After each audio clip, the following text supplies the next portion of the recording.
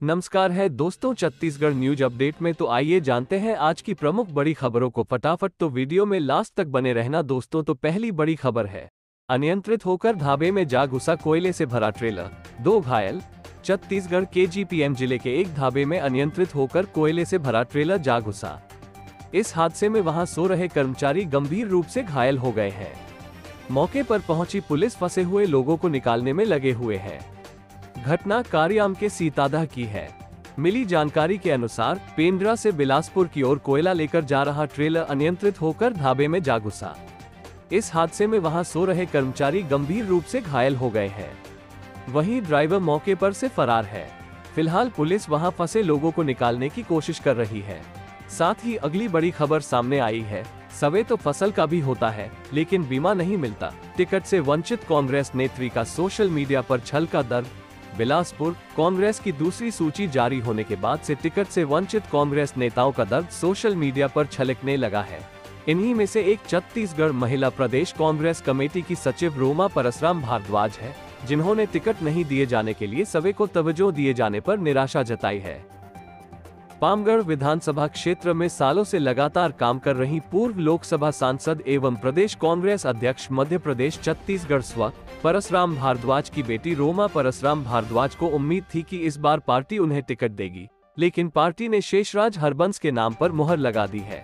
इसके बाद social media platform Facebook पर रोमा परसराम भारद्वाज का दर्द छलक उठा। रोमा ने पोस्ट में लिखा कि टिकट उन्हीं को मिलता है जिनके पास जुगाड़ होता है, बाकी सवे तो फसल का भी होता है लेकिन बीमा नहीं मिलता। इसके अलावा उनके वाल पर टिंकू जानगड़े नाम के कांग्रेस कार्यकर्ता ने एक के बाद एक कई टैग करते हुए लिखा है कि पामगढ़ के जनता बहुत होशियार और बहुत समझदार है। खेत में धान के बीच करगाला कैसे निकाल के फेंकते, ओला पामगढ़ के जनता अच्छा से जानते। उन्होंने एक अन्य पोस्ट में सीधे मुख्यमंत्री से बाहरी को टिकट दिए जाने को लेकर सवाल किया है।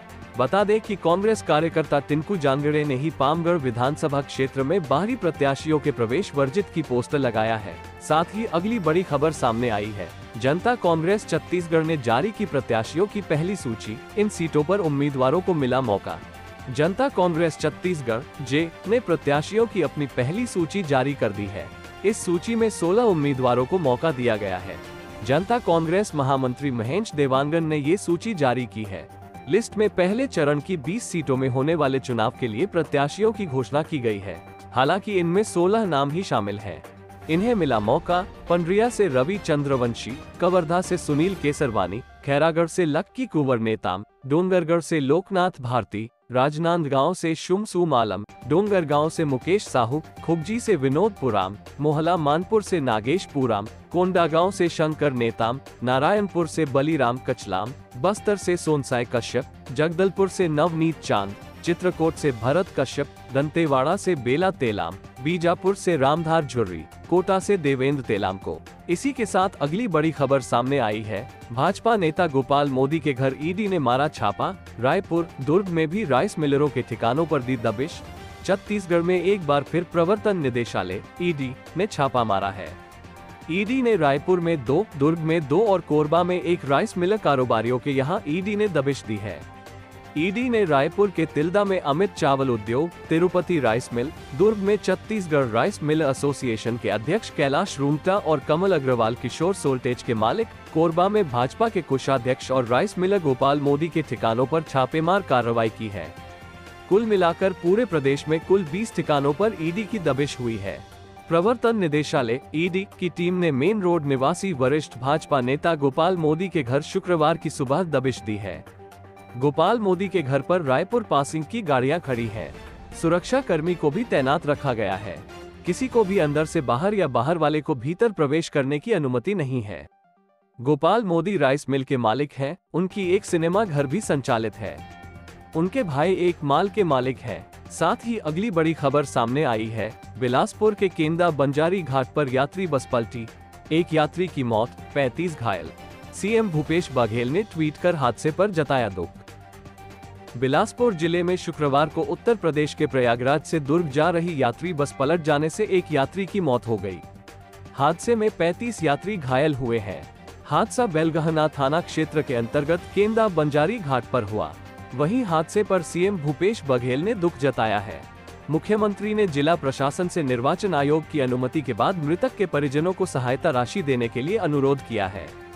जानकारी के मुताबिक हादसा सुबह करीब 6 बजे हुआ। बस केंदा बंजारी घाट पर अनियंत्रित होकर पलट गई।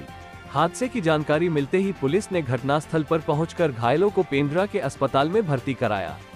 जानकारी के अनुसार 4 यात्रियों की हालत गंभीर बनी हुई है, जिन्हें प्राथमिक इलाज के बाद बिलासपुर सिम्स रेफर कर दिया गया है। इसी के साथ अगली बड़ी खबर सामने आई है। धान खरीदी 1 तारीख से पर कटाई 10 के बाद सैकड़ों किसानों का पंजीयन भी अब तक नहीं हो पाया।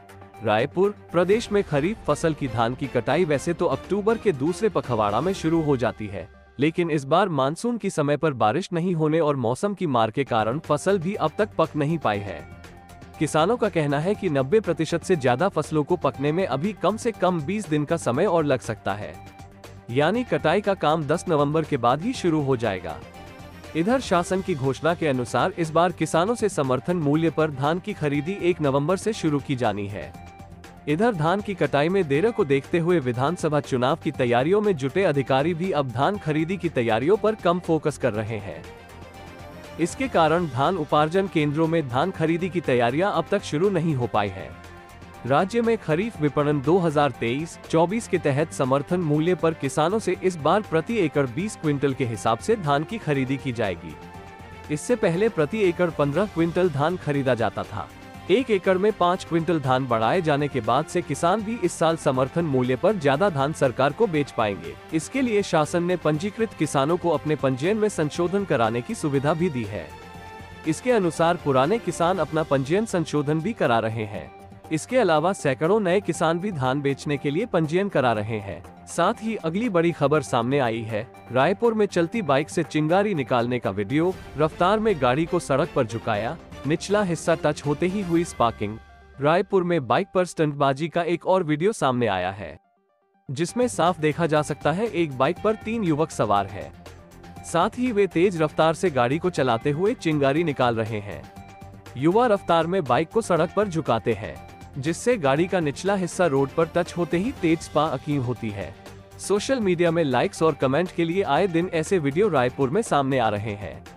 पुलिस ने कुछ दिन पहले ही स्टंट करने वाले युवकों को पकड़ा था। इसके अलावा आईजी ने भी कार्रवाई के निर्देश दे रखे हैं और पहले भी कार्रवाई हो चुकी है, लेकिन खतरनाक स्टंट का सिलसिला नहीं थम रहा। वीडियो में साफ देखा जा सकता है कि तीनों युवक मस्ती के मूड में हैं। किसी ने भी न तो हेलमेट पहना है, न तो किसी भी प्रकार का सेफ्टी किट पहना है। जानलेवा बाइक राइड कर रहा एक युवक बीच बीच में गाड़ी को सड़क की तरफ झुकाता है, जिससे बाइक का निचला हिस्सा सड़क पर टच होता है और इससे चिंगारी भी निकल रही है। इस स्टंट से बाइक में आग लगने समेत हादसा होने की भी आशंका है। साथ ही अगली बड़ी खबर सामने आई है। रायगढ़ में कार से 10 लाख रुपए जब्त।